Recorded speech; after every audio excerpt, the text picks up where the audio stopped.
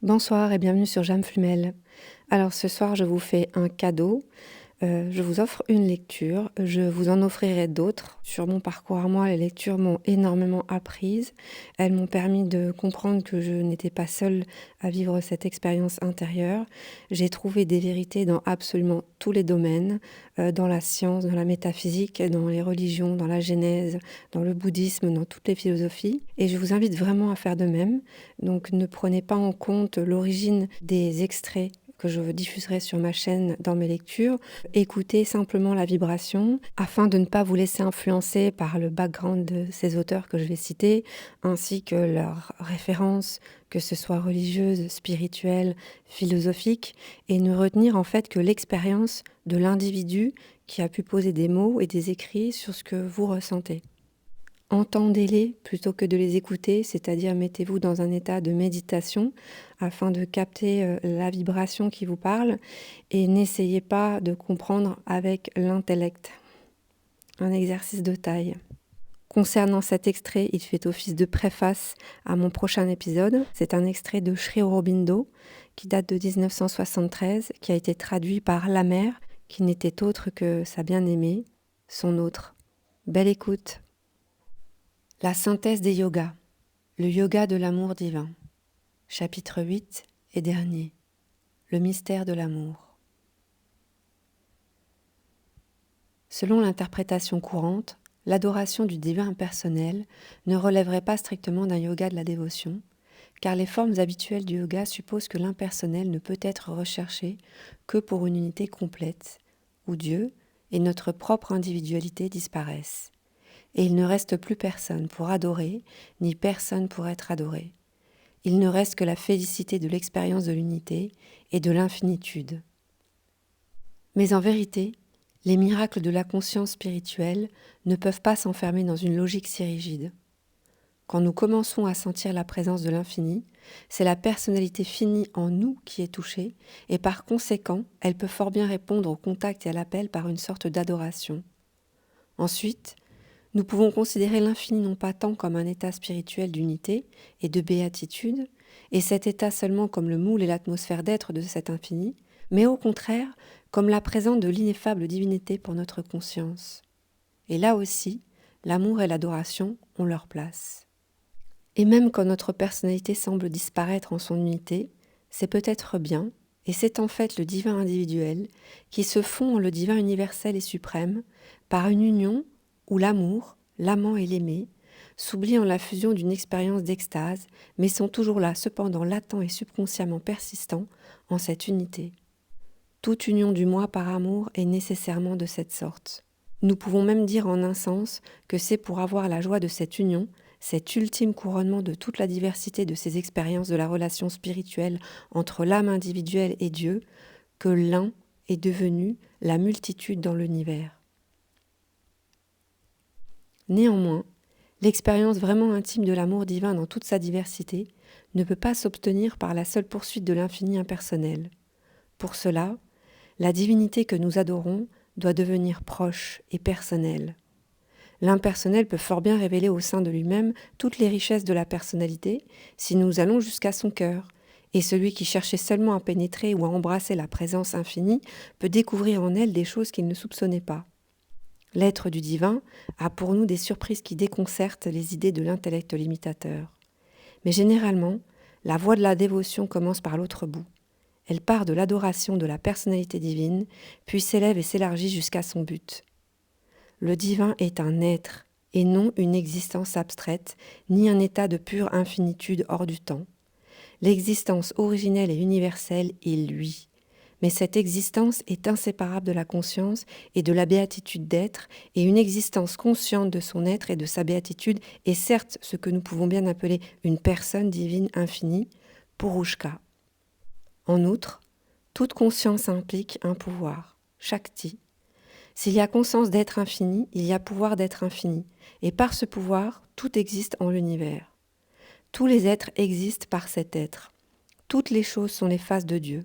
Toute pensée, toute action, tout sentiment et tout amour proviennent de lui et retournent à lui.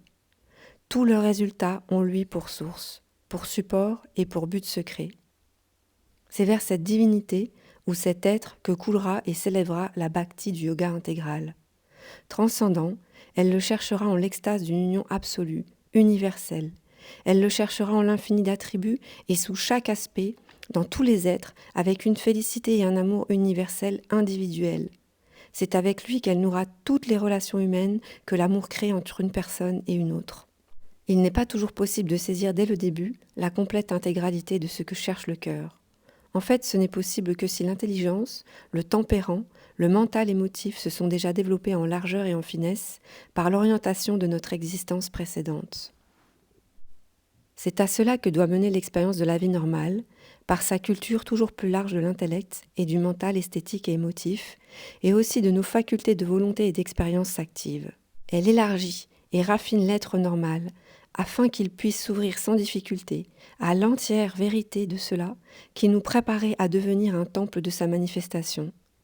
D'ordinaire, les diverses facultés de l'homme sont limitées, et au début, nous ne pouvons pas saisir de la vérité divine que ce qui correspond plus ou moins à notre nature, à son développement passé et à ses associations antérieures.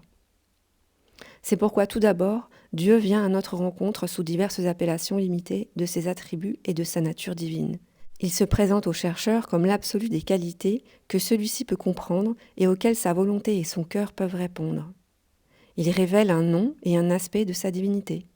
C'est ce qu'on appelle l'Ishka Devata dans le yoga, c'est-à-dire le nom et la forme que notre nature choisit d'adorer.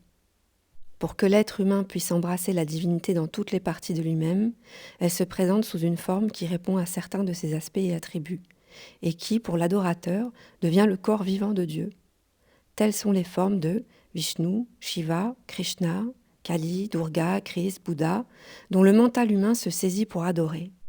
Même le monothéiste qui adore un Dieu sans forme lui donne cependant la forme de quelques attributs, une forme mentale ou une forme de la nature sous laquelle il le conçoit et s'en approche. Mais si l'on est capable de voir une forme vivante, un corps mental, du divin, pourrait-on dire, cela donne à l'approche une douceur et une intimité plus grande. La voie d'un yoga intégral de la bhakti consistera à universaliser toute cette conception du divin, à le personnifier intimement par une relation variée qui embrassera tout, à le rendre constamment présent pour tout l'être et à lui consacrer, lui abandonner, lui soumettre notre être tout entier afin qu'il demeure près de nous et en nous, et que nous soyons avec lui et en lui. Manana et Darshana. Penser à lui constamment et en toutes choses, le voir toujours et partout, sont indispensables à une voie intégrale de la dévotion. Quand nous regardons les choses de la nature physique, nous devons voir en elles l'objet du divin de notre amour. Quand nous regardons les hommes et les êtres, c'est lui que nous devons voir en eux. Et dans nos relations avec eux, nous devons voir que nous entrons en relation avec des formes de lui. Quand nous passons au-delà des limites du monde matériel et connaissons les êtres des autres plans ou avons des relations avec eux, c'est encore cette même pensée et cette même vision qui doivent devenir réelles pour notre mental. Au lieu de son habitude normale de s'ouvrir à la seule forme matérielle apparente et aux seules relations ordinaires tronquées, sans rien connaître du divin caché à l'intérieur, notre mental doit se plier à cette compréhension plus ample, plus profonde, et à cette relation plus grande par une incessante habitude de félicité et d'amour qui embrasse tout. En toutes les divinités, nous devons voir le Dieu unique que nous adorons dans notre cœur et dans tout notre être, car ce sont des formes de sa divinité. En élargissant ainsi notre étreinte spirituelle, nous arrivons au point où tout est lui, et la félicité de cette conscience devient notre façon normale et ininterrompue de regarder le monde. Cela nous apporte l'universalité extérieure ou objective de notre union avec lui. Intérieurement, l'image du bien-aimé doit devenir visible à notre œil du dedans. Elle doit demeurer en nous comme en sa maison, remplir notre cœur de la douceur de sa présence, présider du sommet de son être et à toutes les activités de notre mental et de notre vie comme un ami, un maître, un amant, et nous unir d'en haut avec lui-même dans l'univers. Une communion intérieure constante, telle est la joie qui doit devenir proche, permanente, inaltérable. Cette communion ne doit pas se confiner dans une intimité et une adoration exceptionnelles lorsque nous nous retirons profondément en nous-mêmes, loin de nos préoccupations normales. Et il ne faut pas non plus la rechercher en laissant de côté nos activités humaines. Toutes nos pensées, toutes nos impulsions, nos sentiments, nos actions doivent lui être référés afin qu'il donne sa sanction ou son refus.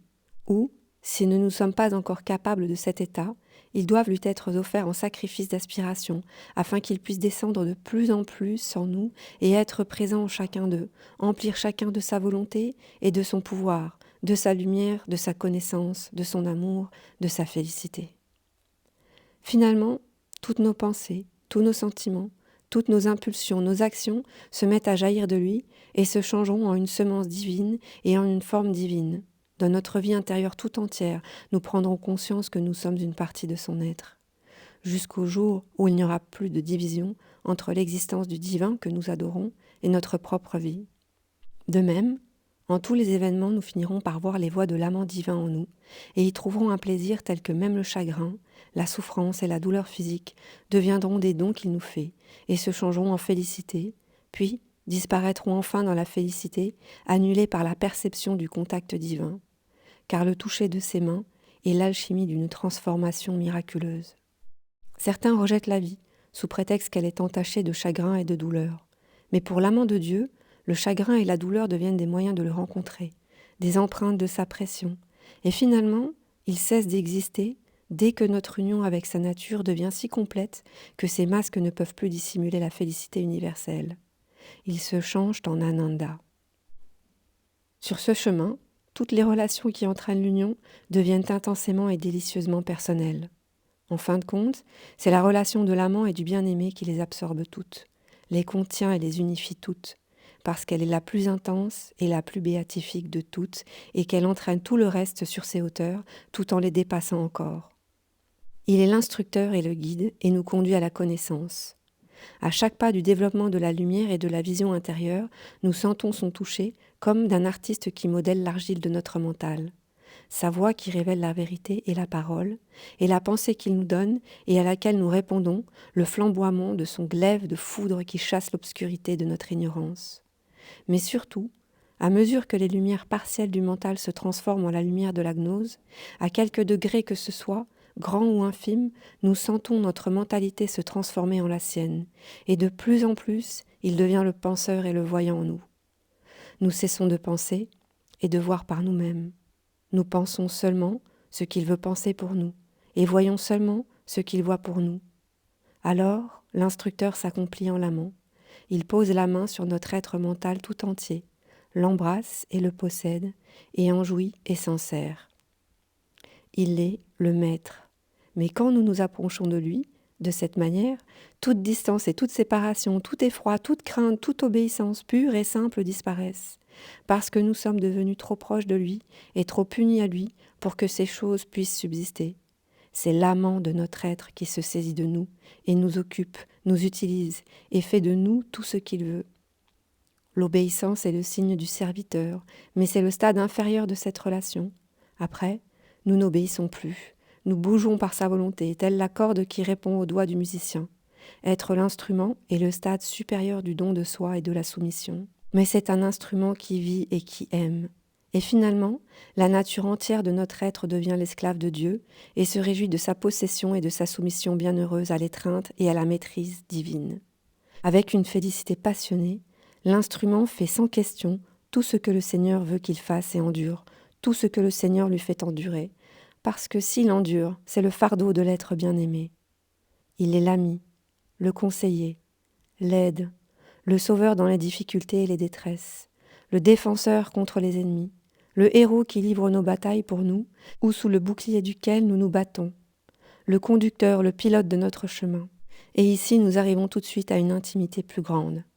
Il est le camarade, le compagnon de jeu éternel dans le jeu de la vie. Cependant, il existe encore une certaine division, si plaisante soit-elle, et l'amitié est encore trop limitée par une apparence de bienveillance. L'amant peut blesser, abandonner, être dur avec nous, sembler nous trahir. Pourtant notre amour persiste, et même croît par ses oppositions. Elle augmente la joie de la réunion et la joie de la possession à travers elle. L'amant reste l'ami, et finalement, nous nous apercevons que tout ce qu'il fait a été fait par l'amant et le secoureur de notre être pour la perfection de notre âme autant que pour sa joie en nous. Ces contradictions conduisent à une intimité plus grande. Il est aussi le père et la mère de notre être, sa source, son protecteur, celui qui nous chérit avec indulgence, le donneur de nos désirs.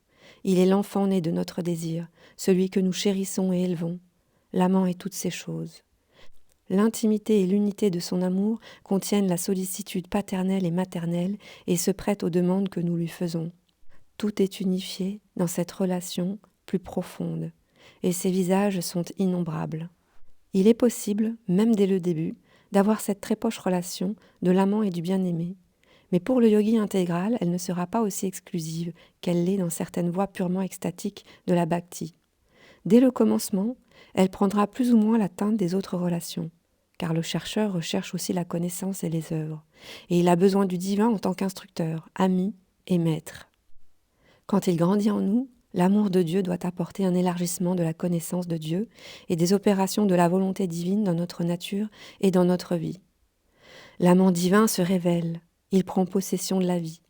Cependant, la relation essentielle restera toujours la relation d'amour d'où tout le reste découle. Un amour passionné, complet, qui cherche 100 manières de s'accomplir et tous les moyens de possession mutuelle, 1 million de facettes de la joie de l'union.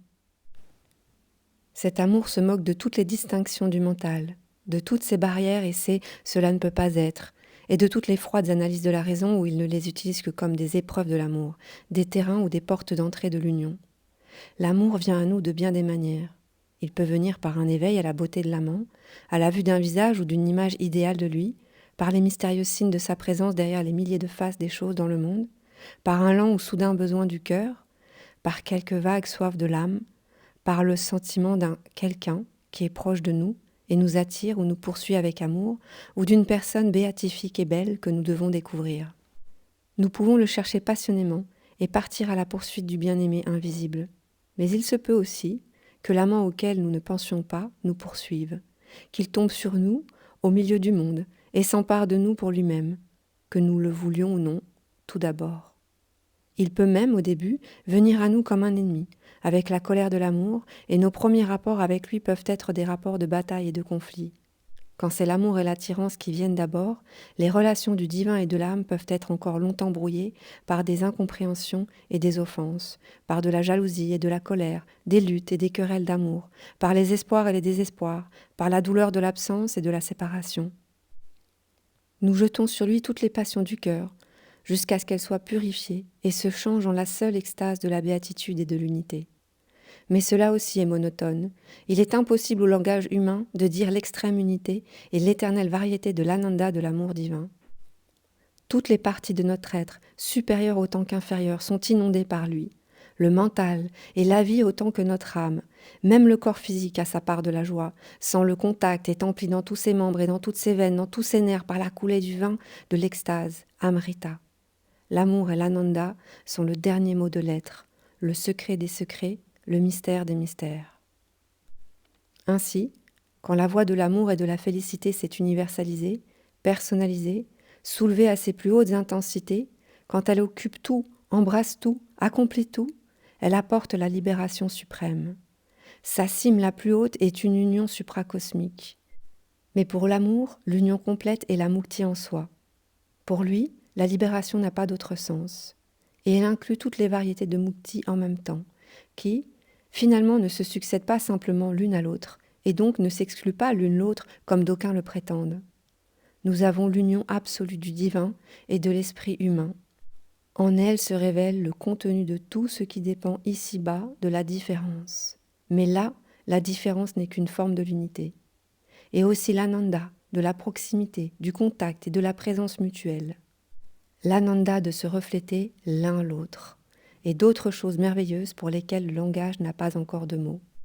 Rien n'est en dehors de la portée de l'amant de Dieu, et rien ne lui est refusé, car il est le favori de l'amant divin et le moi du bien-aimé.